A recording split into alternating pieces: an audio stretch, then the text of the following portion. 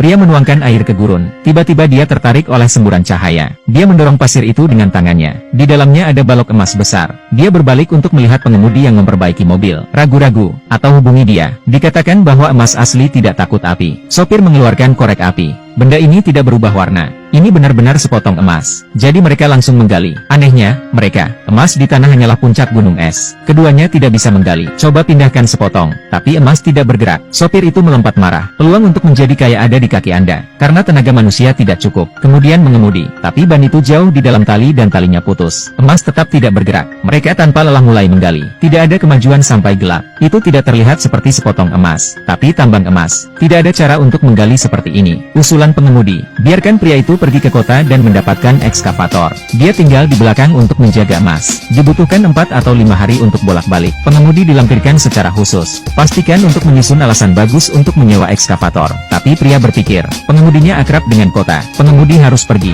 Anda harus tinggal dan mengawasi emas. Kata sopir itu padanya. Bertahan di gurun bukanlah lelucon. Panas matahari di siang hari. Serangan serigala di malam hari. Sulit bagimu untuk bertahan hidup sebagai orang asing. Tapi pria itu bersikeras dia bisa melakukannya. Pengemudi meninggalkan pria dengan seember air pada hari berikutnya. Beberapa kaleng dan pisau, dan telepon satelit. Kemudian dengan bersemangat melaju kembali. Setelah pengemudi, dia pertama-tama dengan hati-hati menutupi emas dengan tanah. Kemudian gunakan pohon mati untuk membangun naungan. Kemudian siapkan cabang untuk malam itu. Api yang menyala dapat menghindari serangan serigala. Malam pertama, dia masih bisa makan kaleng panas. Sepertinya tidak buruk. Untuk hari-hari yang akan datang, dia hanya mengambil satu gigitan. Suara serigala yang menggigit mangsanya terus terdengar di sekitar. Biarkan seorang pria memegang pisau dan tidak berani tertidur. Pagi selanjutnya, dia dibangunkan oleh matahari yang terik. Segera setelah saya membuka mata, tanpa sadar saya melihat emas. Untuk menghemat air, dia tidak akan minum jika dia bisa. Kemudian telepon berdering. Dia berebut ke telepon, tapi hilang sinyal. Pada siang hari, suhu masih sangat tinggi. Dia menatap lurus ke arah emas.